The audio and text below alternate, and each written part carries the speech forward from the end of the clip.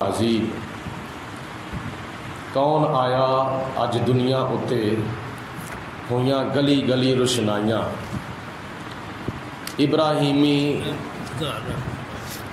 گلشن اندر اج عجب بہاراں آئیاں جسنوں حاصل کرن دی خاطر پئیاں مکے وچ دہائیاں آزم لال حلیمہ لے گئی ہاتھ مل دیاں رہ گئیاں دائیاں۔ قرآن مجید فرقان حمید میں اللہ تعالیٰ نے 15ویں پارے میں ارشاد فرمایا ہے وَقُلْ جَاءَ الْحَقُّ، اور حق آ گیا ہے، وَزَهَقَ الْبَاطِلُ، اور باطل مٹ گیا ہے، إِنَّ الْبَاطِلَ كَانَ زَهُوقًا، بے شک باطل مٹ جانے والا ہی تھا۔ جب نبی پاک صلی اللہ علیہ وسلم کی ولادت باسیادت ہوئی تو آپ کی ولادت باسیادت کا جو اثر ہے وہ عالم کفر کے اوپر بہت پڑا تھا۔ عالم کفر کے چراغ بجھ گئے اور اسلام کا چراغ روشن ہو گیا۔ اعلیٰ حضرت امام محمد رضا رحمۃ اللہ تعالیٰ علیہ نے ارشاد فرمایا، حضور کی بارگاہ میں نذرانہ محبت پیش کرتے ہیں، تیری آمد تھی کہ بیت اللہ مجرے کو جھکا، تیری آمد تھی کہ بیت اللہ مجرے کو جھکا، اور تیری ہیبت تھی کہ ہر بت تھر تھرا کر گر گیا۔ جب نبی کریم علیہ الصلوۃ والسلام کی تشریف آوری مکہ المکرمہ میں اور خانہ کعبہ میں ہوئی فتح مکہ کے موقع پر، تو آپ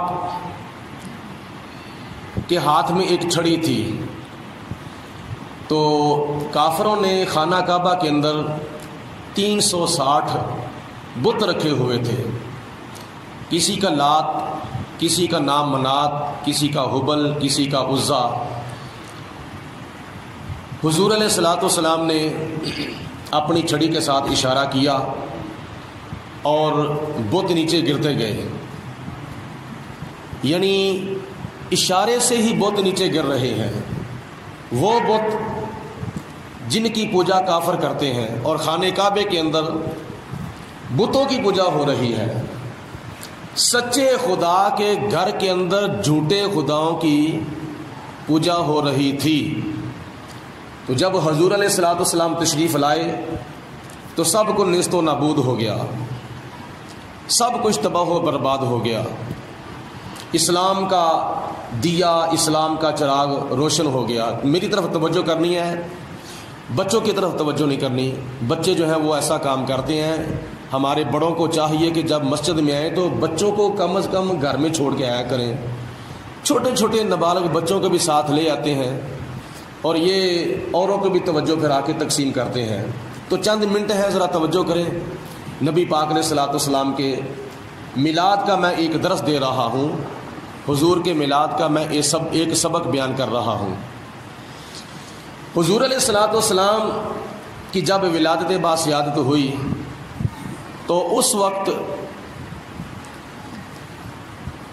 عالم کفر کے اوپر تباہی اور بربادی کے کتنے اثرات پڑے تھے۔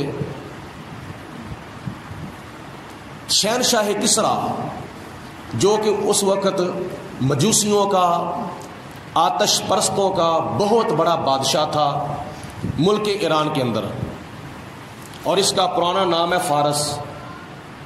آج کل کا یہ ایران ہے، اس وقت کا یہ فارس تھا۔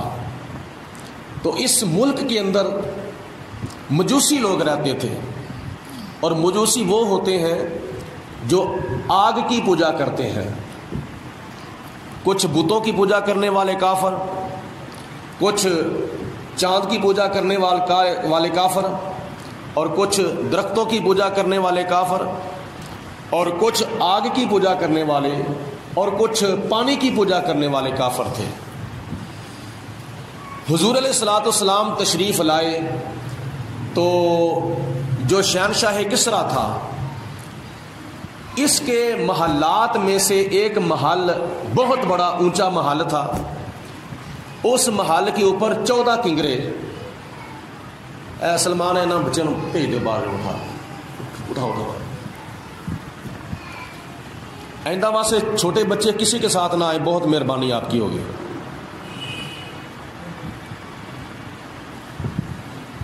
شہنشاہ کسریٰ کے جو محلات میں سے ایک بہت بڑا محل تھا, اس محل کے 14 کنگرے تھے, یعنی 14 مینارے تھے. ان 14 میناروں کو ہلا کے رکھ دیا گیا, یعنی وہ 14 کنگرے جو تھے وہ ٹوٹ کر زمین پر گر پڑے. ولادت نبی پاک علیہ الصلوۃ والسلام کی مکے میں ہو رہی ہے, اور وہ بھی کچے کوٹھے کے اندر ہو رہی ہے. حضرت آمینہ رضی اللہ تعالی عنہا کی گود میں حضور تشریف لا رہے ہیں, اور وہ ہے کہاں؟ مکہ المکرمہ میں, خانہ کعبہ, باب الاسلام, جدھر صفا مروہ. اور خوش نصیبی ہماری پاکستان کی یہ ہے کہ صفا بھی مشرق کی طرف اور مروہ بھی خانہ کعبے سے مغرب مشرق کی طرف ہے, درمیان میں باب الاسلام ہے. اللہ پاک آپ کو جانا نصیب فرمائے. تو جب آپ صفا مروہ کی سعی کر کے باب الاسلام سے جب باہر نکلیں تو سامنے ایک بہت بڑی لائبریری نظر آ رہی ہے. وہ لائبریری اس وقت نبی پاک علیہ الصلوۃ والسلام کا جائے پیدائش تھی, جہاں حضور علیہ الصلوۃ والسلام جلوہ فروز ہوئے تھے, حضور علیہ الصلوۃ والسلام کی ولادت باسعادت ہوئی تھی. آج کل سعودی حکومت نے اس کو لائبریری کی شکل کے اندر تبدیل کر دیا ہے. وہاں بے شمار کتابیں پڑھی ہوئی ہیں, زائرین جاتے ہیں, حج و عمرہ کرنے والے جاتے ہیں اور کچھ وقت وہاں گزارتے ہیں, مختلف کتابوں کا مطالعہ کرتے ہیں. اور میری بھی خوش نصیبی ہے کہ میں بھی وہاں جب 2005 کے اندر عمرہ کرنے کے لیے گیا تھا تو میرے ساتھ چھوٹا بیٹا احمد رضا تھا, تو اس کو میں نے اس وقت پڑھی تھی, اور دل کے اندر میں نے خیال کیا کہ یہاں حضور علیہ الصلوۃ والسلام کی ولادت ہوئی تھی, تو جہاں نبی پاک علیہ الصلوۃ والسلام کی ولادت ہوئی ہے تو میں اپنی لکھی ہوئی نعت کے چاند اشار یہاں پڑھ کے حضور علیہ الصلوۃ والسلام کا میلاد بیان کر لیتا ہوں. یہ بھی خوش نصیبی ہے. تو حضور علیہ الصلوۃ والسلام کی ولادت مکے میں ہو رہی ہے. زلزلہ جو ہے وہ ایران کے ملک کے اندر آ رہا ہے, عالم کفر کے اندر زلزلہ آ رہا ہے, اور اس کے محلات جو تھے وہ لرزہ برندام ہو گئے ہیں شہنشاہ کسریٰ کے, اور اس کے جو 14 مینارے تھے وہ بھی ٹوٹ کر زمین پر گر پڑے ہیں. تو بعض علماء نے یہاں سے یہ نتیجہ اخذ کیا ہے, یہ جو 14 کنگرے ٹوٹ کے زمین پر گرے ہیں اس کی کیا وجہ تھی, یہ کس بات کی طرف اشارہ تھا. حضور علیہ الصلوۃ والسلام پیدا مکے میں ہوئے ہیں, 14 مینارے شہنشاہ کسریٰ کے ایران کے اندر ٹوٹ کے زمین پر گر رہے ہیں, یہ کس بات کی طرف اشارہ ہے. علماء نے یہاں اس کی وضاحت کی ہے کہ یہ اس طرف اشارہ ہے کہ حضور علیہ الصلوۃ والسلام کی ولادت باسعادت کے بعد اب جو مجوسیوں کی حکومت ہے نا, اس حکومت کے صرف اور صرف 14 بادشاہ اور ہوں گے. اس کے بعد خاندان کسریٰ کا کوئی بادشاہ جو ہے وہ اس ملک کے اوپر قابض نہیں ہوگا. صرف اور صرف 14 بادشاہوں تک یہ ان کی سلطنت جو ہے وہ محدود ہو کر رہ گئی ہے.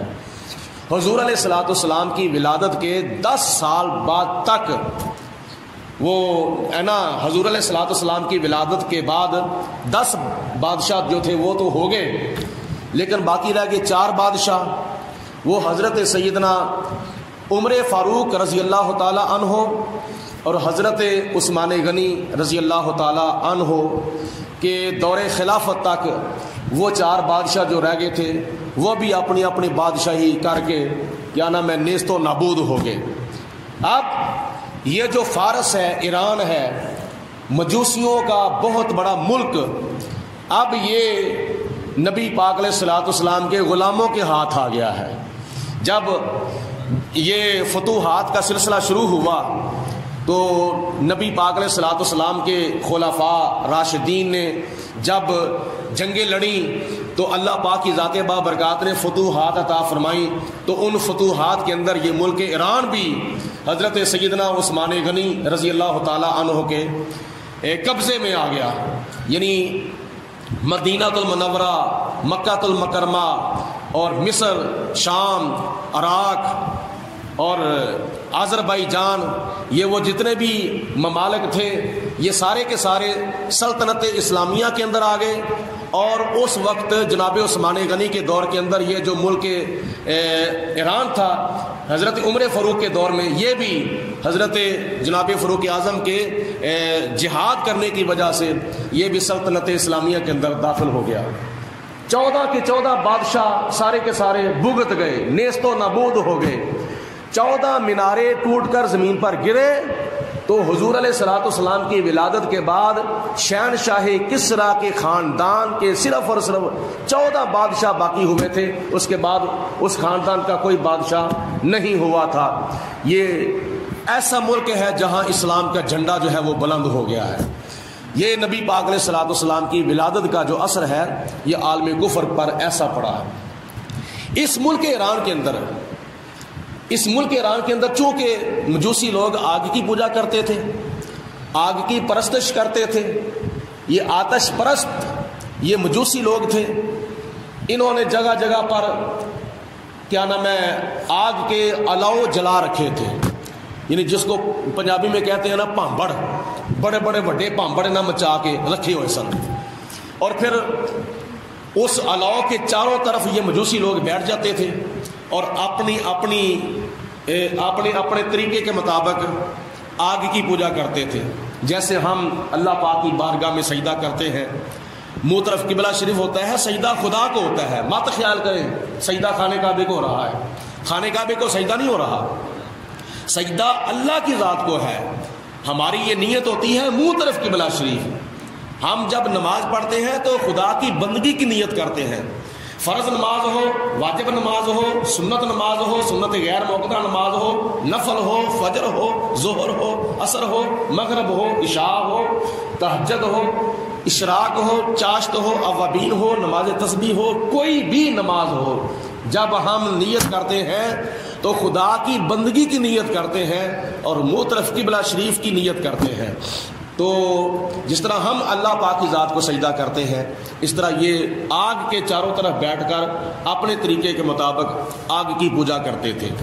اور ایران کے اندر کہ بہت بڑا آتش کدا تھا، آتش کدا بہت بڑا آتش کدا تھا. اور وہ 2-4 سال یا 2-4 مہینے سے نہیں جل رہا تھا بلکہ 1000 سال سے وہ آگ کا الاؤ جل رہا تھا. 1000 سال سے 1000 سال کے اندر وہ 1 سیکنڈ کے لیے بھی کیا نام ہے وہ نہیں بجھا تھا.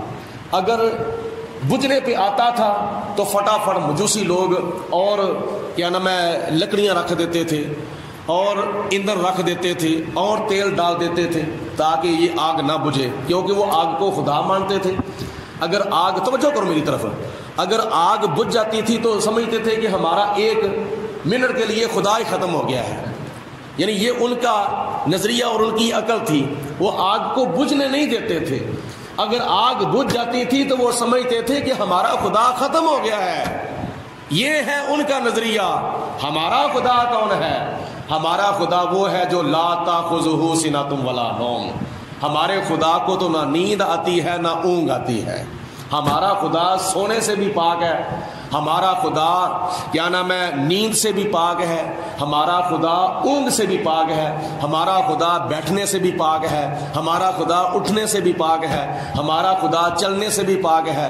ہمارا خدا آنے سے بھی پاک ہے. ہمارا خدا جانے سے بھی پاک ہے. پھر نظریہ کیا ہے؟ ہمارا نظریہ یہ ہے کہ ہمارا خدا ہر وقت ہر جگہ پہ موجود ہے. بولو، ہمارا خدا ہر وقت ہر جگہ پہ موجود ہے. ہمارا خدا سوتا نہیں. ہمارا خدا کیا نہ میں بیٹھتا نہیں، اٹھتا نہیں، جاتا نہیں، آتا نہیں، کیونکہ ہمارا خدا کہیں چلا جائے تو پھر پیچھے خدائی کیا کرے گی؟ ہمارا خدا ہر وقت ہر جگہ پہ موجود ہے، اور ہمارا خدا شروع سے اس کی ابتدا کا بھی کسی کو پتہ نہیں اور اس کی انتہا کا بھی کسی کو پتہ نہیں. یعنی ایسے کر لو کہ ہمارے خدا کی ابتدا بھی نہیں ہے، ہمارے خدا کی انتہا بھی نہیں ہے. بس ہمارا خدا ہمیشہ سے تھا اور ہمیشہ رہے گا. لیکن ان کا کیا نظریہ تھا؟ ایک منٹ کے لیے اگر آگ بجھ جاتی تھی تو وہ سمجھتے تھے ہمارا خدا ایک منٹ کے لیے ختم ہو گیا ہے. ہزاروں سال سے وہ آگ جل رہی تھی جس کی وہ پوجا کرتے تھے. تو جب حضور علیہ الصلوۃ والسلام کی مکہ المکرمہ میں ولادت باصیالت ہوئی تو بغیر کسی ظاہری وجہ کے، بغیر کسی کے بجھانے سے، بغیر پانی ڈالنے کے، بغیر ہوا آنے کے، بغیر آندھی آنے کے، بغیر کسی ظاہری وجہ کے، وہ ان کا آتش کدا جو تھا وہ بغیر کسی ظاہری وجہ کے خود بخود بجھ گیا. حضور علیہ الصلوۃ والسلام کی ولادت ہوئی مکے میں تو ایران کے اندر ان کا آتش کدات جو تھا وہ بجھ گیا.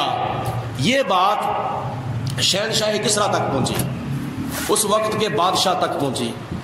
بادشاہ بھی چونکہ مجوسی تھا، لوگوں نے کہا بادشاہ اے شہنشاہ کسریٰ، ہمارا خدا تو ختم ہو گیا ہے، ہم اب کس کی پوجا کریں؟ وہ تو اب جل نہیں رہا، آگ بجھ گئی ہے، اب ہم کس کی پوجا کریں؟ بادشاہ بڑا پریشان ہوا، لیکن اس نے اپنی پریشانی کسی اور کو بتائی نہیں تھی کہ اب اس کا حل کیا کیا جائے. تو اس وقت وہاں کا ایک بہت بڑا قاضی تھا جس کا نام تھا خوبدان. خوبدان وہ قاضی تھا. اس نے ایک خواب دیکھا اس نے کہ عرب کی طرف سے ایران کی طرف دریائے دجلہ کراس کر کے موٹے موٹے اونٹ آ رہے ہیں اور عربی گھوڑے آ رہے ہیں. بہت تعداد میں اونٹ آ رہے ہیں اور گھوڑے آ رہے ہیں عرب کی طرف سے ایران کی طرف. دریائے دجلہ جو ہے وہ کراس کر کے آگے ہیں، اور وہ اونٹ اور وہ گھوڑے جو ہیں وہ ہمارے ملک فارس کے اندر، ایران کے اندر چاروں طرف گلیوں بازاروں میں، سڑکوں پر، شہروں میں پھیل گئے ہیں. تو اس نے یہ خواب دیکھا. وہ قاضی نے خواب جب دیکھا تو بعد میں بڑے بڑے ماہر تعبیر دان لوگ جو تھے، معبر حضرات، ان کو جمع کر کے اس خواب کی تعبیر پوچھی کہ اس خواب کی تعبیر کیا ہے.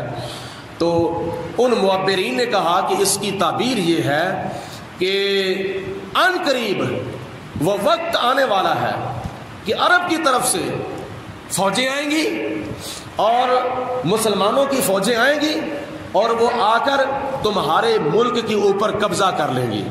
تو یہی نتیجہ نکلا کہ خلفاء راشدین، نبی کریم علیہ الصلوۃ والسلام کے غلام، نبی پاک علیہ السلام کے غلاموں کے غلام جب ایران کو فتح کرنے کے لیے آ رہے تھے، گھوڑوں پر سوار تھے، اونٹوں پر سوار تھے، دریائے دجلہ کراس کر کے آ کر انہوں نے ملک ایران سارے کا سارا فتح کر لیا، اور ملک ایران کے دارالخلافہ کے اوپر، بڑے بڑے محل کے اوپر نبی کریم علیہ الصلوۃ والسلام کی عظمت و شان کا جھنڈا جو تھا وہ بلند کر دیا تھا.